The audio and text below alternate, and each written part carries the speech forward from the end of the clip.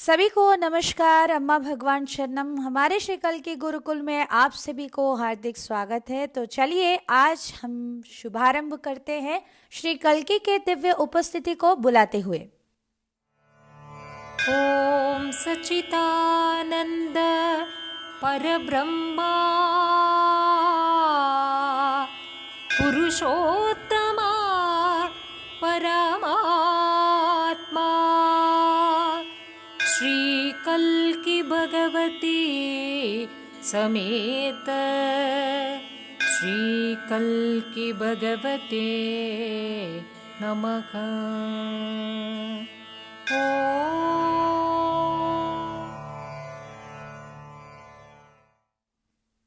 धीरे से आंखें खोलिए। आज हम कल्कि धर्म के बारे में सीखने जा रहे हैं। श्री कल्कि अनेकों सालों से हम सभी को टीचिंग्स दे रहे हैं, बहुत सारा ज्ञान दे रहे हैं और हमारे जीवन में इहम और परम में हमें जो भी अनुग्रह की ज़रूरत है ये अनुग्रह भी हमें प्रदान कर रहे हैं। और ये सारा कार्य 1989 से शुरू है। इस कल्कि धर्म के कई सारे पहलू हैं और उसे हम समझने के लिए ये धर्मा के वीडियोस बनाए हैं और इसे आप हर दिन देखते आ रहे हैं। तो आज हम उसी धर्मा वीडियो के दूसरे भाग में जाएंगे और इस वीडियो को आपने अगर देखा है तो उसमें जो भी टीचिंग्स हैं उसके बारे में आज हम सीखेंगे। तो पहले भाग में आध्यात्मिकता जीवन को पूर्ण रूप से जीना है। Spirituality is to live life in its totality. आध्यात्मिकता और सांसारिकता ये दोनों भिन्न नहीं है, ये दोनों दो अलग अलग चीजें बिल्कुल नहीं है। कोई भी व्यक्ति किसी भी चीज को पूर्ण ध्यान के साथ, एक फोकसनेस के साथ अगर करते हैं तो उसे हम आध्यात्मिक कार्य कहते हैं। कोई ऐसे कोने में बैठकर चुपचाप ध्यान कर रहे हैं तो भाई वो आध्यात्मिक है, और अन्य कुछ काम कर रहे हैं, कोई बहुत फोकसनेस के साथ पूरे मग्न होकर धन की उपार्जना के पीछे भाग रहे हैं, वो करोड़ों कमाने के बारे में सोच रहे हैं और कमा रहे हैं, तो वो आध्यात्मिकता नहीं, बिल्कुल वो भी आध्यात्मिकता है। कोई भी कार्य को आप पूर्ण रूप से निमग्न होकर जब करते हैं, अगर आप फेमस होना चाहते हैं और उसके लिए आप पूरी तरह से काम कर रहे हैं पूरे मग्न होकर, तो वो भी स्पिरिचुअलिटी है। अगर आप पूरे फोकस्ड होकर कोई भी काम करते हैं तो वो आध्यात्मिक ही कहलाएगा।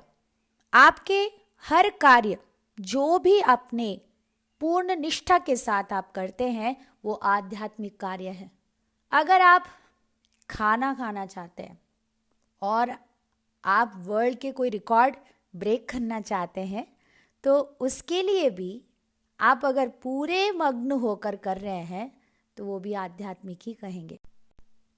हर एक को अपने जीवन में आगे बढ़ना है, अग्रसर होना है, और जैसे जैसे आप किसी भी काम में परफेक्ट होने की कोशिश करते हुए आगे बढ़ेंगे तो आप आध्यात्मिक तौर से भी प्रगति कर रहे हैं, क्योंकि आपका माइंड बहुत शार्प हो जाता है। आप फोकस्ड होकर आप हर एक काम को कर पाते हैं। जितना जितना आपका माइंड फोकस्ड होता है किसी भी कार्य में, तो नेचुरली आप मुक्ति की ओर बढ़ रहे हैं।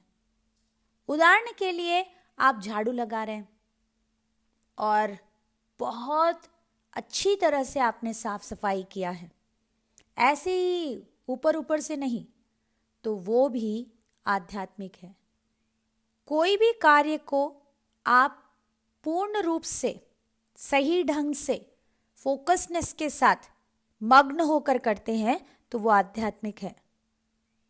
इसीलिए हर कार्य को हमें पूर्ण रूप से करना चाहिए, आधा अधूरा बिल्कुल नहीं करना है। नहीं तो सांसारिकता और आध्यात्मिकता में फर्क ही नहीं है। आध्यात्मिकता का अर्थ केवल ध्यान करना, मंत्र जाप करना नहीं है। आध्यात्मिकता अर्थात श्री भगवान आज हमें यहाँ पर ज्ञान दे रहे हैं, जीवन को पूर्ण रूप से जीना। कोई भी जीवन को पूर्ण रूप से जी रहे हैं तो वो जरूर एक आध्यात्मिक व्यक्ति है। अगले भाग में जाएंगे।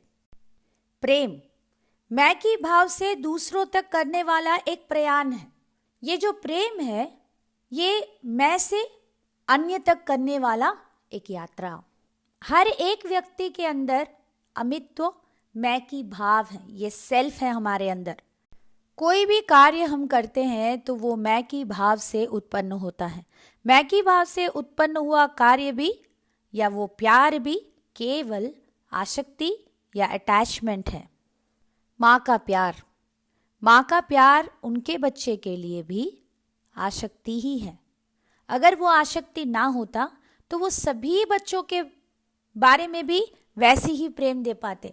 केवल उनके ही बेटे को वो इतना प्यार कर रहे हैं।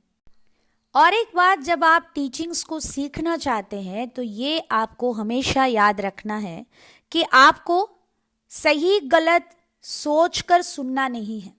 यहाँ पर सही गलत नहीं कहा जा रहा है। कौन सा चीज़ क्या है इसके बारे में हमें स्पष्टता लाना है। अटैचमेंट, आप अपने बच्चे के बारे में जो भी अनुभव कर रहे हैं वो एक अटैचमेंट है। सभी बच्चों के बारे में आप जो अनुभव करते हैं वो प्यार है। अगर मान लीजिए 10 बच्चे वहाँ पर खेल रहे हैं, 2 बच्चे गिर गए हैं, आप भाग कर जाके आपके बेटे को उठाते हैं। और जब आप उठाते हैं तब आप पहले अपने बच्चे को उठाते हैं, है ना। आप वहाँ पर जो दूसरा बच्चा गिर गया है उसको पहले नहीं उठाएंगे। अगर आपके दिल में प्यार होता तो ज़रूर आप दोनों को मदद करेंगे। प्यार में मेरा तुम्हारा प्रश्न या मेरा तुम्हारा विभाजन नहीं रहता है। अटैचमेंट में ये विभाजन होता है। अगर 2 बच्चे अस्वस्थ है, आपका बेटा और एक बच्चा, तो आपके हाथ में एक ही टैबलेट है, तो आप सीधा जाके आपके बेटे को देंगे, दूसरे बच्चे को नहीं। अगर आपके दिल में प्यार होता तो आप उसी टैबलेट को 2 भाग करके दोनों बच्चों को खिला देंगे। इसीलिए कहा गया है प्रेम मैं की भाव से दूसरों तक करने वाला एक प्रयाण है। अभी हम अगले भाग में जाएंगे। यहाँ पर आपको एक चमत्कार दिखाएंगे, कैसे ये व्यक्ति अपने जीवन में कुछ भी नहीं है, ऐसे एक आर्थिक संकट में फंसे हुए अवस्था में कल की धर्म में आए थे और उनके जीवन में कैसे उन्नति प्राप्त हुआ और आज वो कौन से अवस्था में है। चलिए इस भक्त के चमत्कार को सुनेंगे। তামিলনাড়ু থেকে আমি কৃষ্ণান বলছি। আমার দুঃখের চরম সীমায় আমি শ্রী পরমজ্যোতির দৈব অনুগ্রহ লাভ করি। আমি সেই সময় প্রচণ্ড আর্থিক কষ্টে ছিলাম। আমার বেতন যেদিন হাতে পেতাম সেদিনই পুরো খরচ হয়ে যেত। আমার ঋণ শোধ করার পরে একটিও পয়সা ব্যতীত পুরো মাস 5 জনের সংসার চালানো আমার জন্য এক প্রচণ্ড কষ্টকর পরিস্থিতি হয়ে দাঁড়িয়েছিল। এই অসাফল্য আমার জীবনকে একদম নষ্ট করে দিচ্ছিল। এমন সময় বরযজ্ঞের ব্যাপারে জানতে পেরে আমার এই যজ্ঞে যোগদান করার ইচ্ছে হয়, কিন্তু নাম নথিভুক্ত করানোর সামান্য পয়সাটুকুও আমার কাছে তখন ছিল না। আমি শ্রী পরমজ্যোতির কাছে সহায়তা চেয়ে প্রার্থনা করি। কাজ শেষে বাড়ি ফেরার পথে 2 100 টাকার নোট হাওয়ায় ভেসে আমার পায়ের কাছে পড়ে। বরযজ্ঞে যোগদান করার জন্য যেটুকু প্রয়োজন ছিল ঠিক সেই পরিমাণ অর্থ আমি পেয়ে যাই। আমি অনুভব করি আমার ভগবান আমার প্রার্থনার উত্তর দিয়েছেন। সেই মুহূর্ত থেকে আমার জীবন চমৎকারের বর্ষা দিয়ে ভরে ওঠে। আমার সন্তানেরা একবার যুব প্রক্রিয়ায় অংশগ্রহণ করে। শ্রী ভগবান দর্শনের সময় যজ্ঞে অংশগ্রহণকারীদের তথ্য প্রযুক্তি নিয়ে পড়াশোনা করতে উৎসাহিত করে, কারণ এই পেশা ভবিষ্যতে প্রচুর সুযোগ এনে দেবে। আমার বড় ছেলে পদার্থবিদ্যা নিয়ে পড়াশোনা করছিল। নিঃশুল্ক বৃত্তি পেয়ে কম্পিউটারে সে একটি ডিপ্লোমা করার সৌভাগ্য পায়, যা তার জীবনে পেশাগত সাফল্য নিয়ে আসে। তার আগে পর্যন্ত সে সামান্য 3000 টাকার চাকরি করছিল। এরপর 1998 সালে মুম্বাই কগনিজেন্টে চাকরি পেয়ে 2000 সালে সে 3,50,000 টাকা আমাদের হাতে তুলে দেয়। এরপর আমরা প্রথমবার শ্রী ভগবানের দিব্য মঙ্গল দর্শন প্রাপ্ত হওয়ার আশীর্বাদ লাভ করেছিলাম। দর্শনের সময় আমি শ্রী ভগবানের কাছে ঐশ্বর্য প্রার্থনা করায় শ্রী ভগবান আশীর্বাদ করে বলেন, সন্তানদের মাধ্যমে আমাদের ধন প্রাপ্তি হবে, কারণ আমি তখন বার্ধক্যে উপনীত হয়েছি। শ্রী পরমজ্যোতির কাছ থেকে আমরা অসীম আশীর্বাদ পেয়ে চলেছি। বর্তমানে আমার 2 সন্তানই জীবনে সুপ্রতিষ্ঠিত। আমার বড় ছেলে নিউ জার্সি কগনিজেন্টে মাসে 10 লাখ টাকা বেতনে কর্মরত। আমার ছোট ছেলে বেঙ্গালুরু ওরাকেলে প্রতি মাসে 8 লাখ টাকা বেতনে কর্মরত এবং তার স্ত্রীও সমপরিমাণ উপার্জন করছে। সব মিলিয়ে আমার সন্তানদের বার্ষিক আয় বছরে কোটি টাকার উপরে। শ্রী ভগবানের আশীর্বাদে বর্তমানে আমাদের গৃহ ও ভূ সম্পত্তি মিলিয়ে 4টি এবং বাহন 5টি। শ্রী পরমজ্যোতির থেকে প্রাপ্ত উপহারের কোনো শেষ নেই। আমাদের কোটিপতি হওয়ার সুখ প্রদান আমাদের জন্য শ্রী পরমজ্যোতির বিশেষ আশীর্বাদ। শ্রী পরমজ্যোতির দিব্য আশীর্বাদ আমাদের জীবনকে সমৃদ্ধ ও পরিবর্তিত করে দিয়েছে। এ যেন সুদামা থেকে কুবেরে রূপান্তরিত হওয়ার গল্প। আমরা স্বপ্নেও এহেন সমৃদ্ধির কথা কখনো ভাবতে পারিনি। আমার প্রিয়তম শ্রী পরমজ্যোতিকে আমি কিভাবে ধন্যবাদ জানাবো, শব্দকোষ যেন কম পড়ে যাচ্ছে। হে আমার হৃদয়েশ্বরা, হে আমার প্রিয়তম, আপনার শ্রীপাদপদ্মে আমি অনন্ত কোটি প্রণাম ও অসংখ্য কোটি ধন্যবাদ अर्पण करी। अगले भाग में टाइमलेस इनसाइट्स को देखेंगे। आप अपने बचपन में कैसे निबंधित हुए हैं उसे आविष्कार करें। आपको किसने निबंधित किया है, आविष्कार करें। किन बातों से आप निबंधित हुए हैं, आविष्कार करें। आप अपने निबंधन के अलावा कुछ नहीं, इसे आविष्कार कीजिए।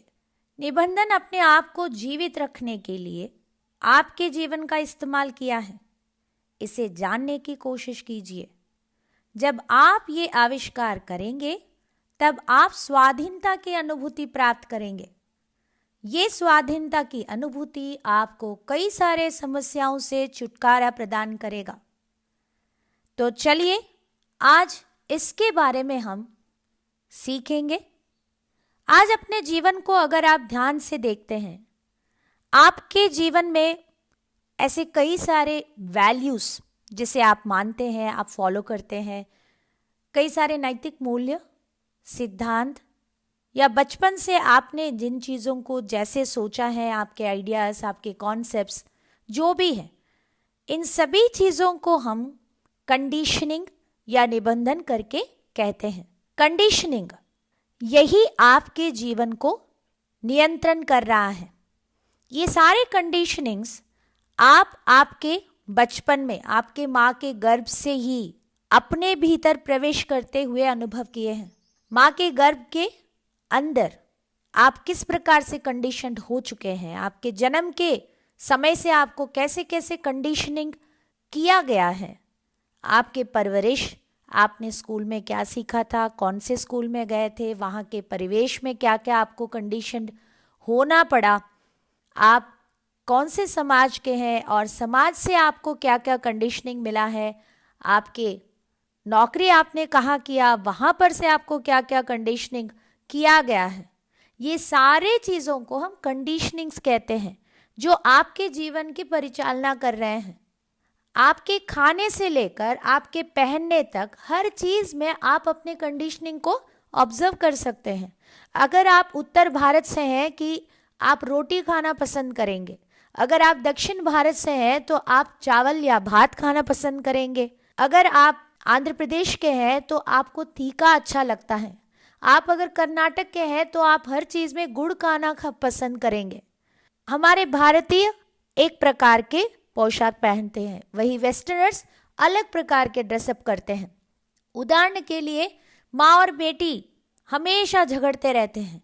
माँ जो है वो एक ऑर्थोडॉक्स फैमिली से है, इसीलिए वो चाहते हैं कि उनकी बेटी इसी तरह से ड्रेसअप करना है, जबकि बेटी जो है उनको बहुत फैशनेबल रहना पसंद है, वो पूरी तरह से वेस्टर्नाइज थिंकिंग के है, तो वो उस तरह रहना पसंद करती है, जिसके वजह से दोनों में अक्सर लड़ाई होता है। कुछ लोग पूजा के पहले कुछ भी नहीं खाते क्योंकि वो उनका कंडीशनिंग है। अगर कोई दिन मान लीजिए वो पूजा के पहले ही कुछ खा लिए तो पूरा दिन उनको गिल्टी फील होता रहेगा कि आज मैंने क्यों खाना खा लिया, और उनके भीतर वही संघर्ष चलता रहेगा और उनके सभी दुविधाएं वही कंडीशनिंग से आते हैं। सुबह से रात तक आपको ये करना चाहिए या नहीं करना चाहिए, ये उचित है या अनुचित है, ऐसा नहीं होता है, ऐसे ही होता है, ये सारी चीज़ें जो आप अनुभव करते हैं अपने भीतर, ये सारी चीज़ें क्या है, आपके कंडीशनिंग्स। जैसे कि कुछ लोगों का मानना है, उनका अपना कंडीशनिंग है कि मुझे ना ज़्यादा बात नहीं करना है, मुझे ज़्यादा बात करके मेरे सम्मान को नहीं खोना है, मुझे मेरे लिमिट्स में रहना है। मान लीजिए ऐसा कुछ हो गया, अचानक उनको ज़्यादा बात करने की इच्छा हुआ, फिर भी वो बात नहीं करेंगे, वो अपने फीलिंग्स को सप्रेस कर देंगे क्योंकि उनका कंडीशनिंग क्या कहता है कि मुझे ज़्यादा बात नहीं करना चाहिए। यानी तो कुछ लोगों को ऊंचे स्वर में बोलना बिल्कुल सही नहीं लगता क्योंकि उनका कंडीशनिंग ऐसा हो गया है।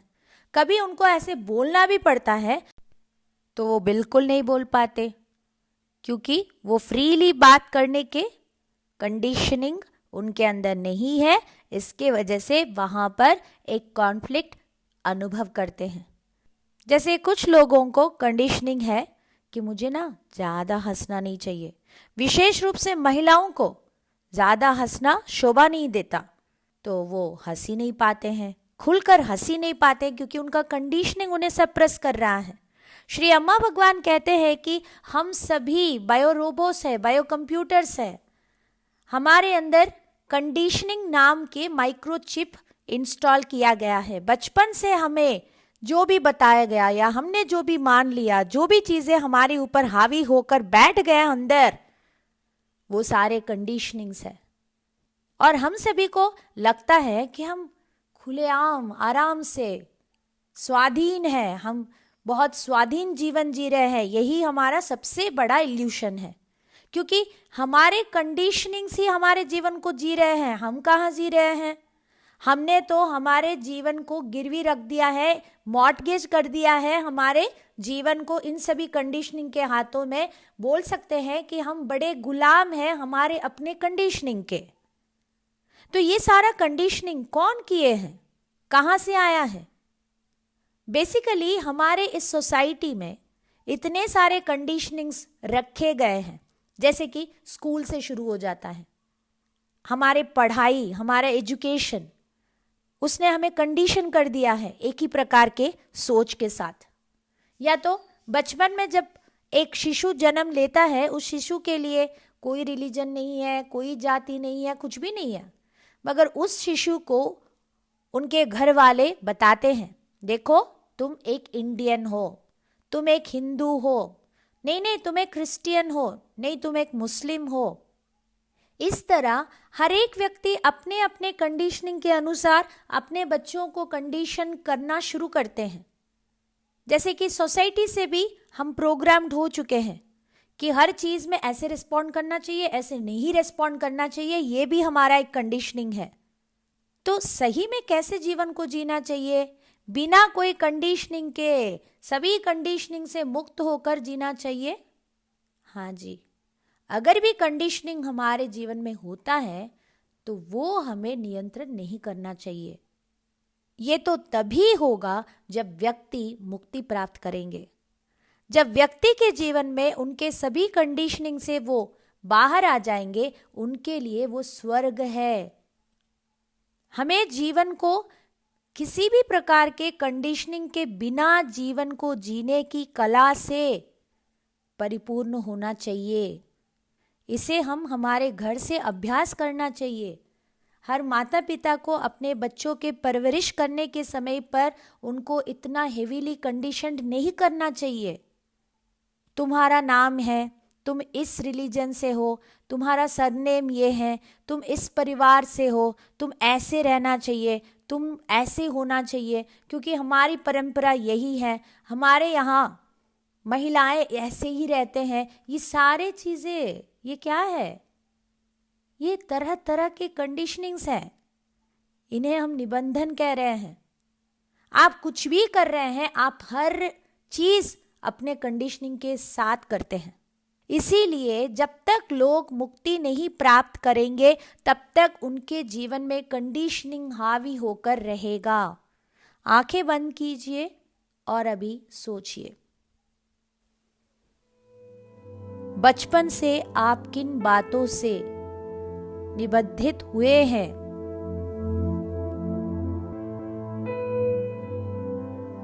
जानने की कोशिश करें।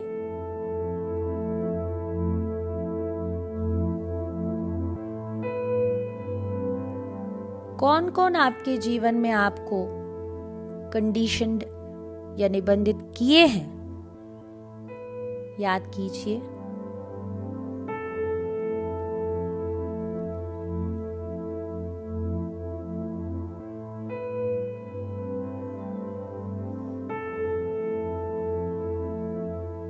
पता लगाने की कोशिश कीजिए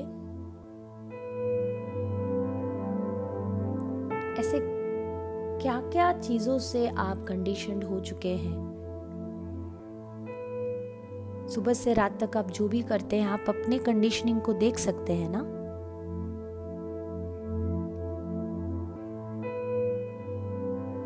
देखिए कैसे दिन भर हमारे भीतर जो भी ठूसा गया या घुसा दिया गया, जो भी हुआ हमारे अंदर, उन सभी चीजों के अनुसार हम सब कुछ कर रहे हैं ना। हम इस कंडीशनिंग के अलावा कुछ है ही नहीं। और याद रखिए, ये कंडीशनिंग अपने आप को जीवित रखने के लिए आपके जीवन का इस्तेमाल कर रहा है।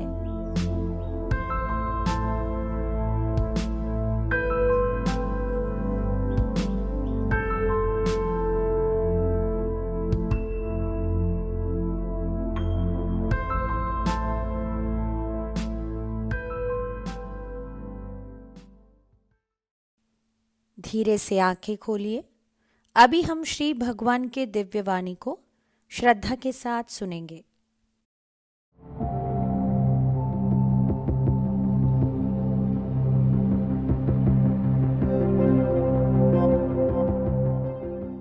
I would describe a human being who's not watching his own mind, but was identified himself with the mind and is fully participating within the mind. I would say that he's in prison. He's in a jail, and all his activities is merely decorating the jail, furnishing it with carpets, with air conditioners, yes, with all other kind of gadgets, making his life very comfortable within the jail. Now, I am not opposed to this, and in fact, I do help people to decorate the jail. They come to me with desires for wealth, for car, for bungalows, for this, that, everything, for getting a beautiful girl to be married to, and I keep blessing them for all that. And that is merely decorating the prison, but that's also fine. But the fact is, however much you decorate it, it is still the prison. So there comes a day when he looks out of the window and he says, I want to play out in the meadow, I want to experience the sun, I want to feel the rain. And then he discovers he cannot get out. That's when I would say he becomes a seeker, a spiritual seeker who wants to get out. There's discontent in him. But if he's happy within the jail, then there's no way for me to make him into a seeker. Then I help him to play within the jail. व्यक्ति मन को देखना बंद करके अपने आप को मन के साथ पहचान बना देते हैं, जिसके वजह से वो अपने मन के दायरों में ही जीना शुरू करते हैं। मन के दायरों में जीने वाले व्यक्ति को कैदी या वो मन के सभी सीमाओं को एक जेल कह सकते हैं। हमारे सभी एक्टिविटीज, हम जो भी करते हैं, सब कुछ इस मन नामक के जेल को सजाना है। इस जेल में हम बहुत अच्छा सा घर बना लिए और उसे सुंदर से सुंदर बनाने के लिए कारपेट डाल दिया, एयर कंडीशनर्स को लगा दिया और तरह तरह के गैजेट से उसी जेल के अंदर जीवन को और सुखमय बनाने की कोशिश कर रहे हैं। श्री भगवान यहाँ बता रहे हैं कि ये सब करना मना नहीं है, किसी भी सुख के विरोध यहाँ नहीं किया जा रहा है। इसीलिए श्री भगवान भी आपके जीवन के कई सारे इच्छा पूर्ति करने के लिए आपको मदद करते हैं। इसका अर्थ यही हुआ कि आपके जेल को और डेकोरेट करने के लिए आपको मदद किया जा रहा है। लोग तरह तरह की इच्छाओं को लेकर आते हैं, किसी को कार चाहिए, किसी को बंगलो चाहिए, किसी को ये, किसी को वो, किसी को एक खूबसूरत लड़की से शादी करना है या किसी और को अच्छा जॉब चाहिए। इन सभी चीज़ों को पाने के लिए श्री भगवान आपको आशीर्वाद भी दे रहे हैं, मगर ये सभी चीज़ों को लेकर आप कभी रियलाइज ही नहीं कर पा रहे हैं कि आप जेल में हैं। किंतु एक दिन अचानक से उसने खिड़की के द्वारा बाहर देखा, अरे बाहर कितना अच्छा है, वहाँ धूप है, बारिश है, सब कुछ कितना अच्छा है, मुझे भी बाहर जाना है, मुझे बाहर जाने की इच्छा हो रहा है, मुझे यहाँ पर घुटन सी हो रहा है। जब व्यक्ति के अंदर इस प्रकार के एक इच्छा जागृत होता है, तब उस व्यक्ति को हम सीकर जिज्ञासु कहते हैं। एक आध्यात्मिक जिज्ञासक इसी जेल से बाहर आने की कोशिश करते हैं। उनके भीतर हमेशा हर सुख के पीछे एक असंतृप्ति, एक डिस्कंटेंट फील होता है। जब तक व्यक्ति उसी जेल में पड़े रहने के लिए उन्हें अच्छा लगता है, उन्हें किसी भी प्रकार के आध्यात्मिक जिज्ञासा होता ही नहीं है। मगर जब व्यक्ति बाहर आना चाहते हैं तो उनको उसके लिए भी मदद किया जाता है। अभी हम आगे बढ़ेंगे, श्री भगवान के दिव्य वाणी को, कंडीशनिंग के बारे में सुनेंगे। सभी ध्यान दीजिए।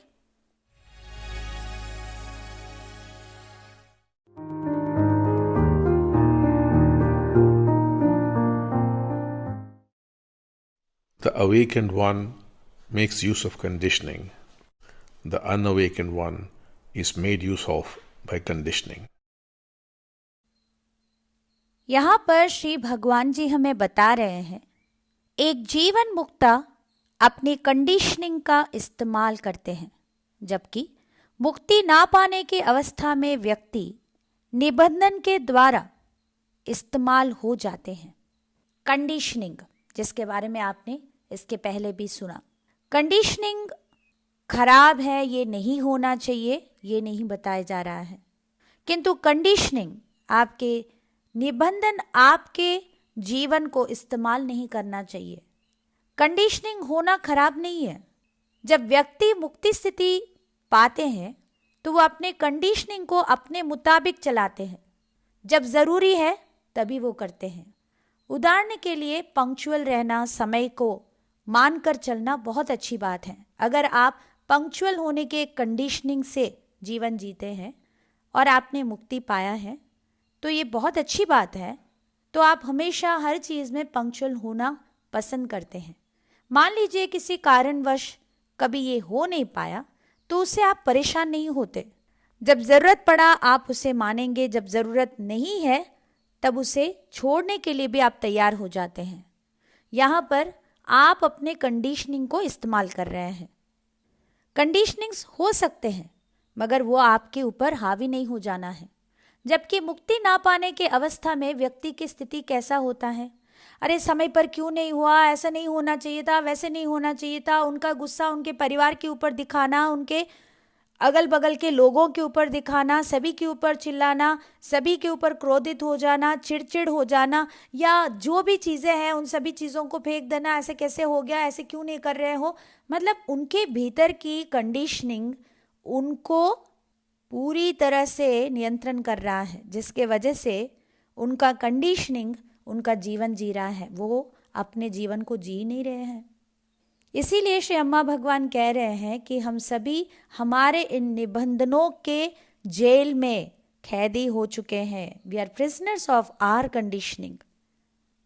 इसीलिए हमें जानना होगा कि हम किन कंडीशनिंग के द्वारा नियंत्रित होते जा रहे हैं।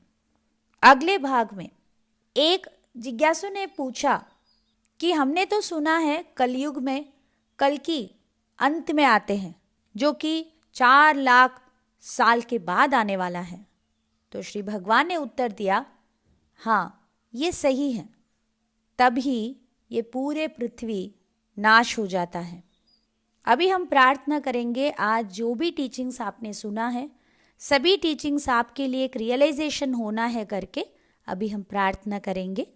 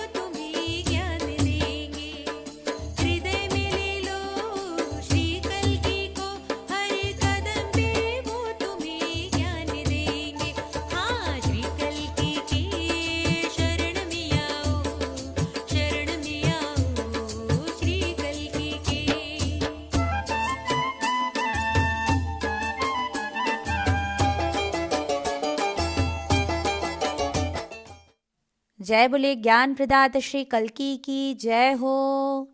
अभी आप सभी शवासन में लेटेंगे। पूर्ण रूप से अपने आप को रिलैक्स कीजिए। अगर आप गहरी नींद में चले जाते हैं तो बहुत अच्छी बात है, क्योंकि तभी आपके भीतर ये सारा ज्ञान रियलाइजेशंस होने का एक प्रक्रिया भी शुरू हो जाएगा। तो सभी शवासन में लेट जाइए और रिलैक्स कीजिए।